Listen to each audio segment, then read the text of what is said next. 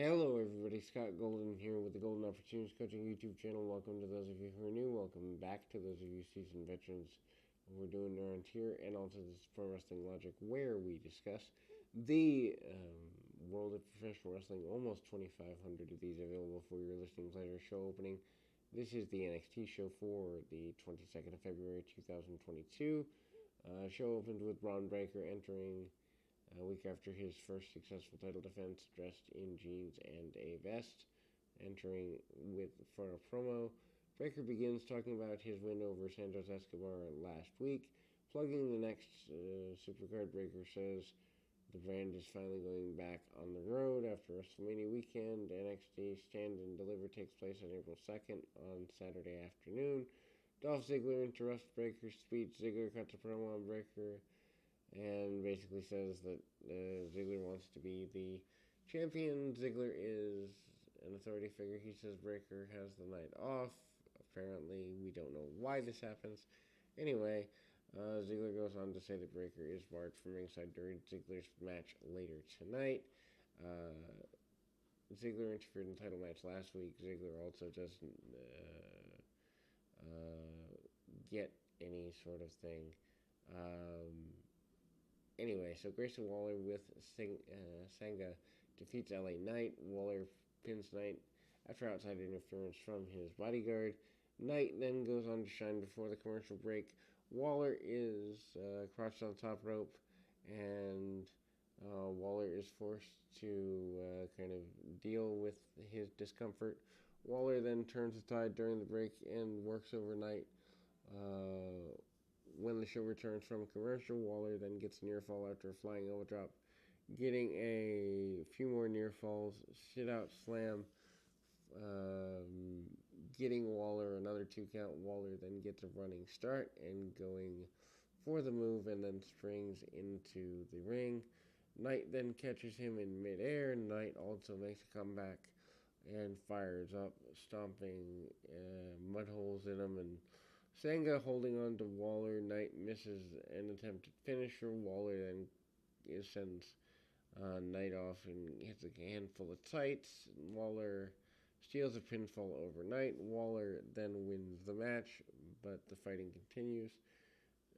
Sanga tries to run in. Knight sidesteps him. Anyway, Dakota Kai walks up to Wendy Chu.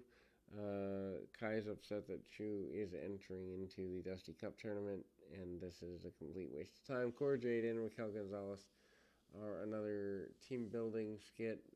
They try to advance their team's chances, I guess. Last week, Gonzalez is there with the element of making Jade work out in the gym. This week, Jade is in charge, and they did deals at the adventure park. They zipline. Jade helps Gonzalez conquer Fear Heights. Anyway, so Toxic Attraction are sitting on the set of the soundstage, and this looks similar to Shawn Michaels' Heartbreak Hotel from back in the day. They watch the next match, and Io Shirai and Kaylee Ray defeats Lash Legend and Amani Miller to advance in the Dusty Rhodes Tag Classic.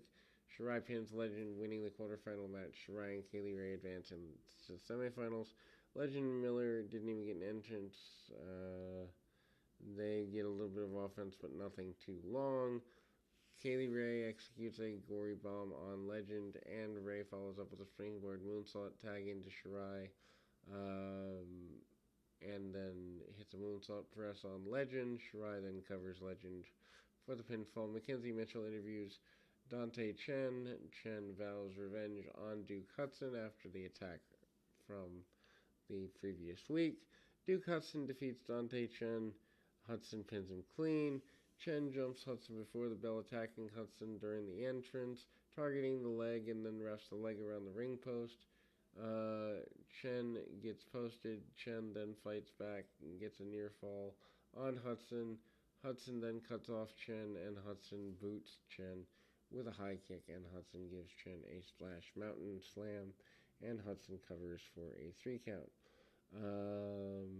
Carmelo Hayes and Trick Williams are out for the next segment. Celebration Hayes title defense last week. Hayes then puts himself over, having the best match On the Vengeance Day show, Williams then adds more praise and then begins to talk about NXT in Dallas when there's an interruption.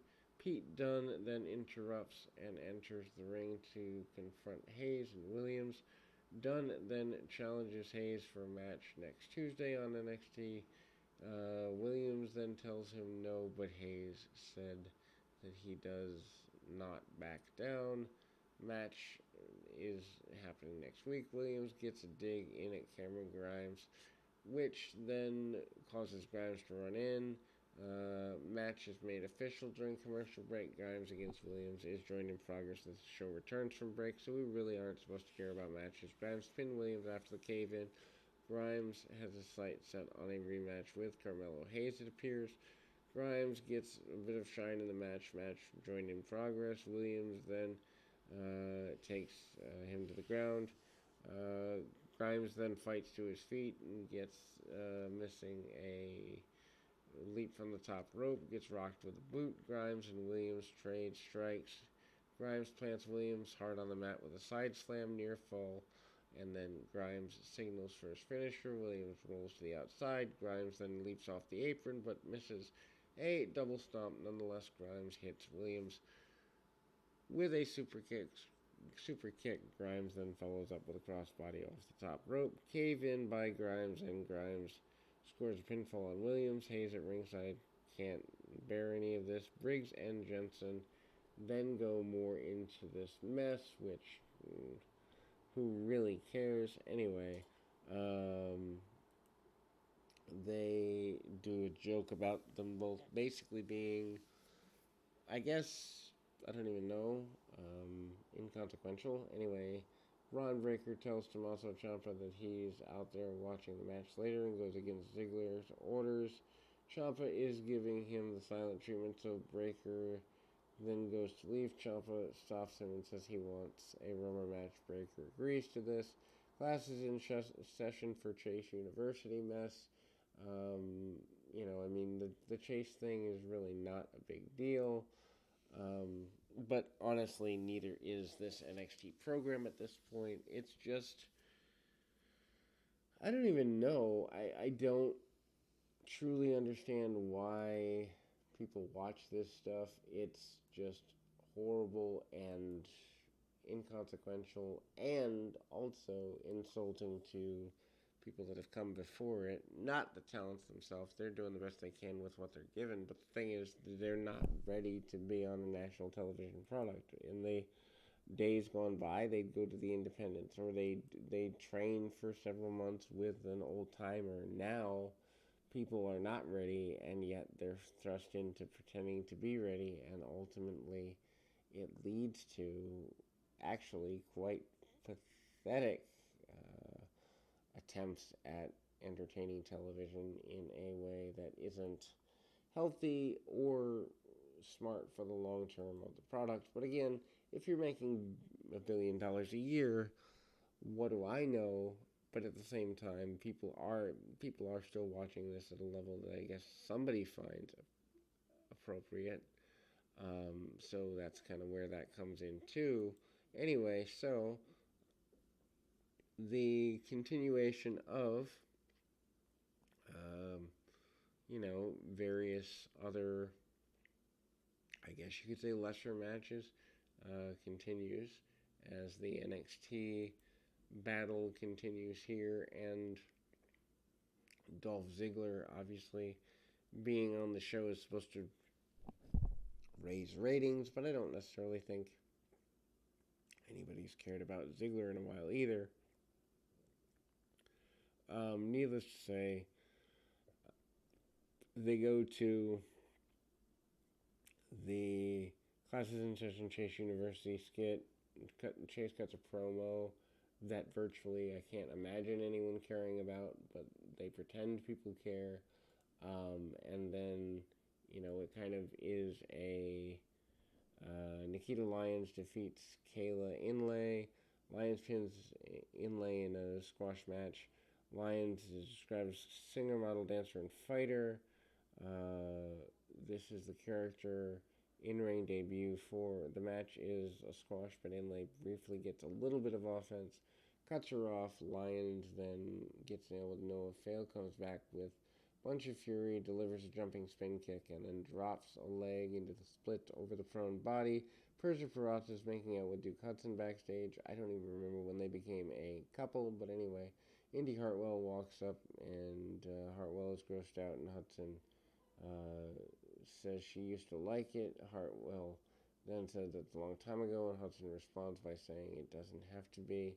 Dexter Loomis overhears this and looks at her.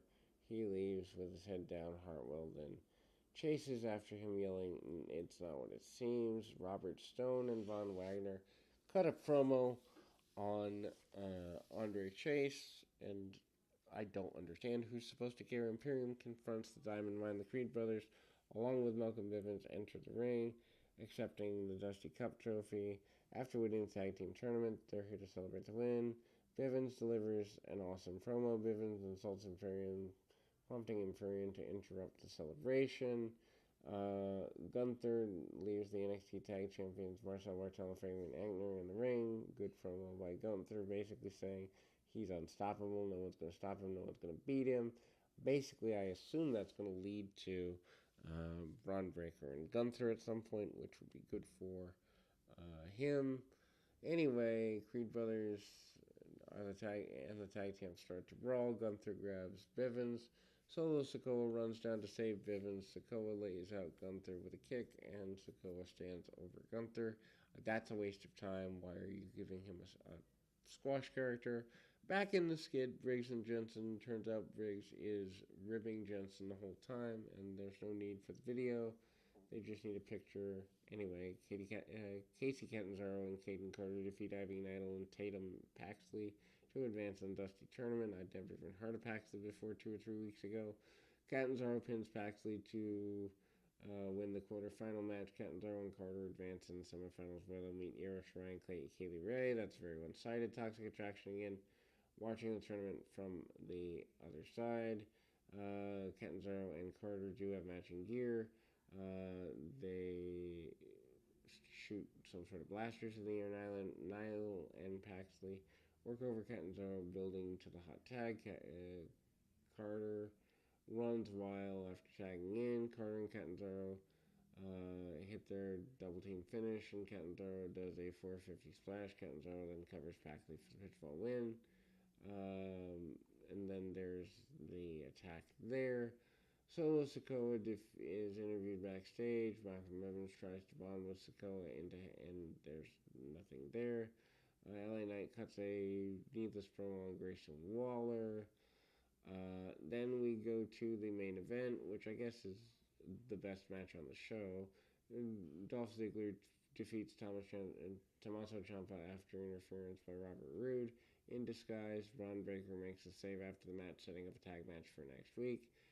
Obviously, best match on the show because the two guys know what they're doing. Ciampa is wearing long tights. Anyway, the bout begins. Grappling both guys to start. Both guys come into a stalemate. Thumb to the eye by Ziggler, and Dirty Tactics allows him to take over on Ciampa. Ziggler continues to punish Ciampa. Eventually, Ciampa fights back. Ziggler bumps and feeds. Ciampa hits a fury of offense. Ziggler then is laid out at ringside. Split screen commercial break. Ziggler turns tide during the commercials. They trade strikes. Ziggler comes back, catapulted into the buckle. Ciampa follows with the lariat, but Ziggler kicks out of the near fall. Ziggler then answers with a drop kick out of nowhere. Ciampa can barely stand. Ziggler signals for sweet chin music. Ciampa cuts him off, hits a super kick of his own, and there's a near fall by Ciampa soon after that. Ciampa then hits a running knee.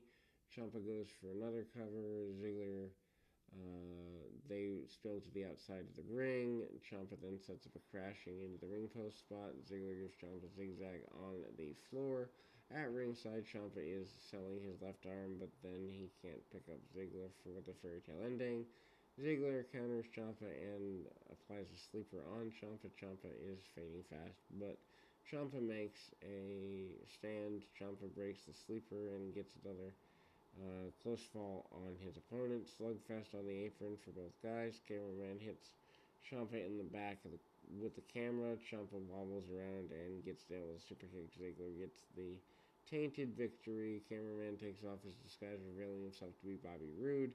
And Braun Breaker runs in, setting up a tag match for next week. This is a predictable show. Honestly, I don't understand why it's on cable television, but it is. Anyway, we'll be back with more right after this.